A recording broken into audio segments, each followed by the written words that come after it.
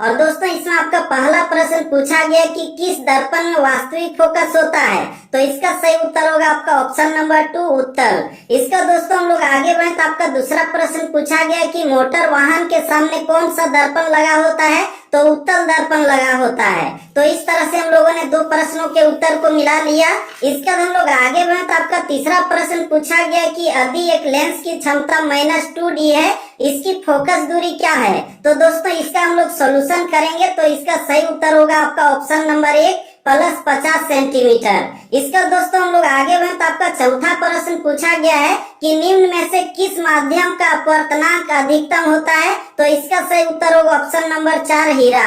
इसका दोस्तों हम लोग आगे बढ़े तो आपका पांचवा प्रश्न पूछा गया है कि प्रिज्म द्वारा प्रकाश की कौन सी परिघटना घटती है। तो ये आपका होगा ऑप्शन नंबर 3 वर्ण निक्षेपण। इसका दोस्तों हम लोग आगे बढ़े तो आपका अगला प्रश्न पूछा गया कि जरा दृष्टि दोष किस प्रकार के लेंस द्वारा दूर किया जाता है। तो इसका सही उत्तर होगा आपका ऑप्शन नंबर 3 द्विफोक्सी लेंस। इसका दोस्तों हम लोग आगे बढ़े तो आपका जो सातवां प्रश्न पूछा गया है वह है कि खतरे का निशान किस रंग का बना होता है। तो ये आपका लाल रंग का बना होता है, यानी कि इसका सही उत्तर हो गया ऑप्शन नंबर 2। इसके बाद हम लोग आगे बढ़े तो आपका आठवां प्रश्न पूछा गया कि विभवांतर का SI मात्रक क्या है। तो ये आपका वोल्ट होगा, यानी कि ऑप्शन नंबर 1 आपका सही है। इसका दोस्तों हम लोग आगे बढ़े तो आपका नौवां प्रश्न पूछा गया कि विद्युत परिपथ में धारा की माप के लिए किसका उपयोग किया जाता है। तो इसका सही उत्तर होगा ऑप्शन नंबर 3 एमीटर।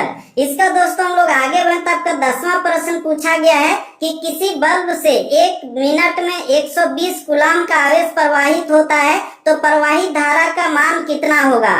तो दोस्तों इसका सही उत्तर होगा आपका ऑप्शन नंबर 2 एम्पियर। इसका दोस्तों हम लोग आगे बढ़े तो आपका जो 11वां प्रश्न पूछा गया है वह है कि 1 यूनिट विद्युत ऊर्जा का मान है, क्या होगा इसका उत्तर। तो इसका उत्तर होगा ऑप्शन नंबर 4 3.6 गुने 10 इंटू पावर जो है 6, यानी कि इसका सही उत्तर होगा ऑप्शन नंबर 4।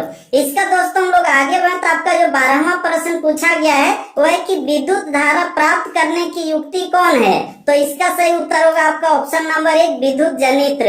इसका दोस्तों हम लोग आगे बढ़े तो आपका जो 13वां प्रश्न पूछा गया है वह है कि लघु पथन के समय परिपथ में विद्युत धारा का मान हो जाता है, क्या हो जाता है। तो ये बहुत ज्यादा बढ़ जाता है, यानी कि बहुत अधिक। इसका दोस्तों हम लोग आगे बढ़े तो आपका 14वां प्रश्न पूछा गया कि नीला लिटमस पेपर किससे लाल हो जाता है। तो ये आपका सही उत्तर होगा ऑप्शन नंबर 1 अम्ल। इसका दोस्तों हम लोग आगे बढ़े तो आपका 15वां प्रश्न पूछा गया है कि निम्न में कौन क्षार है। तो दोस्तों इसका सही उत्तर होगा आपका ऑप्शन नंबर 4 NaOH। इसका हम लोग आगे बढ़े तो आपका 16वां प्रश्न पूछा गया है कि जिप्सम का रासायनिक सूत्र क्या है। तो दोस्तों इसका सही उत्तर होगा आपका ऑप्शन नंबर 2 CaSO4 और 2H2O, ठीक है। इसका हम लोग आगे बढ़े तो आपका 17वां जो प्रश्न पूछा गया है वह है कि समीकरण CaCO3 प्रोडक्ट उष्मा CaO + CO2 में किस प्रकार की अभिक्रिया है। तो इसका सही उत्तर होगा आपका ऑप्शन नंबर 2 वियोजन अभिक्रिया। इसका दोस्तों हम लोग आगे बढ़े तो आपका 18वां प्रश्न पूछा गया है कि जल के विद्युत अपघटन में कैथोड पर कौन सी गैस मुक्त होती है। तो हाइड्रोजन गैस मुक्त होती है, यानी कि ऑप्शन नंबर 1 आपका सही है।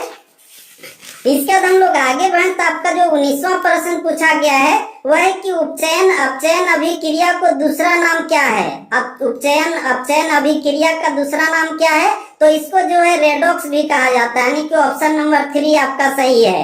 इसका दोस्तों हम लोग आगे बढ़े तो आपका जो 20वां प्रश्न पूछा गया है वह है कि निम्न विद्युत का सर्वोत्तम चालक कौन है। तो यहाँ पर हम लोग देख रहे हैं ऑप्शन ए में दिया हुआ है Cu, 2 में Fe और 3 में Al और 4 में दिया है Zn। तो इसका सही उत्तर होगा ऑप्शन नंबर 1 Cu। इसका दोस्तों हम लोग आगे बढ़े तो आपका जो 21वां प्रश्न पूछा गया है वह है कि गंधक है, क्या है, धातु है, अधातु है, मिश्रण है या उपधातु है।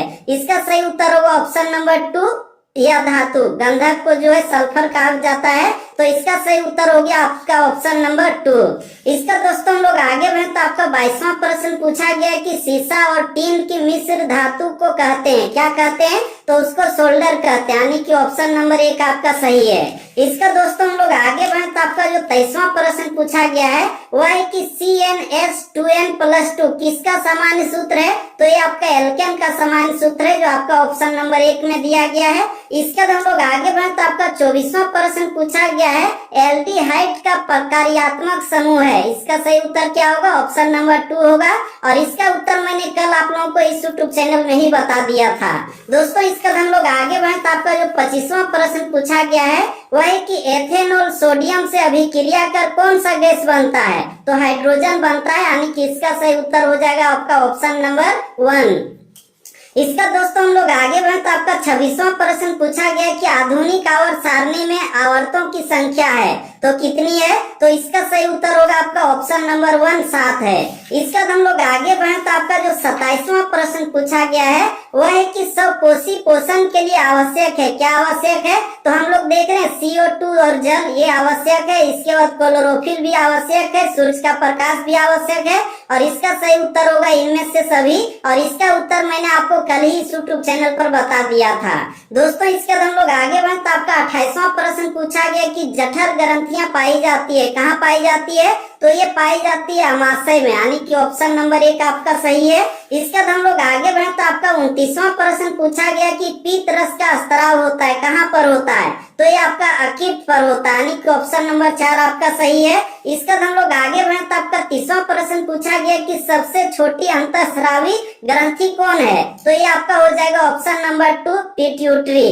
ठीक है। इसका दोस्तों हम लोग आगे बढ़े तो आपका जो 31वां प्रश्न है वह है कि घेंघा रोग पनपता है, किसके कमी से पनपता है? तो आयोडीन की कमी से, यानी कि ऑप्शन नंबर 4 आपका सही है। इसका 32वां प्रश्न आपका पूछा गया है कि पराग कोष में क्या पाए जाते हैं? तो इसमें आपका पराग कण पाए जाते हैं, यानी कि ऑप्शन नंबर 3 आपका सही है। इसका हम लोग आगे बढ़े तो आपका 33वां प्रश्न पूछा गया है कि मानव में निषेचन की क्रिया कहाँ होती है? और दोस्तों इसका उत्तर मैंने आपको कल ही इस यूट्यूब चैनल पर बताया था, जिसका सही उत्तर होगा ऑप्शन नंबर 4 फैलोपियन नालिका में। इसका दोस्तों हम लोग आगे बढ़े तो आपका 34वां प्रश्न है कि किसी जीव की जीनी संरचना कहलाती है, क्या कहलाती है? तो जीनोटाइप कहलाती है, यानी कि इसका सही उत्तर होगा ऑप्शन नंबर 2। इसका दोस्तों हम लोग आगे बढ़े तो आपका 35वां प्रश्न पूछा गया है कि एक स्त्री में कौन से लिंग गुणसूत्र मिलते हैं? और इसका उत्तर भी मैंने आपको कल इस यूट्यूब चैनल में बताया था, जिसका सही उत्तर होगा ऑप्शन नंबर 1 XX। वहीं पर पुरुषों में XY पाए जाते हैं। इसका दोस्तों हम लोग आगे बढ़े तो आपका 36वां प्रश्न पूछा गया है कि जैव आवर्धन करने वाला रसायन कौन है? तो DDT है, जो आपका ऑप्शन नंबर 4 में दिया गया है। इसका दोस्तों हम लोग आगे बढ़े तो आपका 37वां प्रश्न पूछा गया कि बाघ उपभोक्ता है, कैसा उपभोक्ता है? तो ये आपका द्वितीय पोषी स्तर का, यानी कि हिरण वगैरह को खाता है। तो इसका सही उत्तर होगा ऑप्शन नंबर 2 द्वितीय पोषी स्तर का।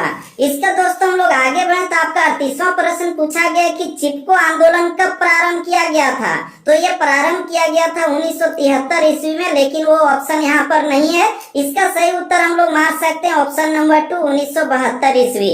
इसका दोस्तों हम लोग आगे बढ़े तो आपका जो 39वां प्रश्न पूछा गया है वह है कि पवन चक्की से उपयोगी ऊर्जा प्राप्त करने के लिए पवन का न्यूनतम वेग होना चाहिए, कितना होना चाहिए? तो ये आपका ऑप्शन नंबर 2 सही होगा 15 किलोमीटर पर आवर। और इसका भी उत्तर मैंने आपको इस यूट्यूब चैनल पर बताया था।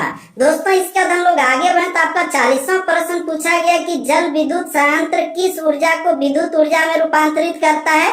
तो ये आपका जो स्थितिज ऊर्जा को जो है विद्युत ऊर्जा में रूपांतरित करता है, यानी कि इसका सही उत्तर हो गया ऑप्शन नंबर 4।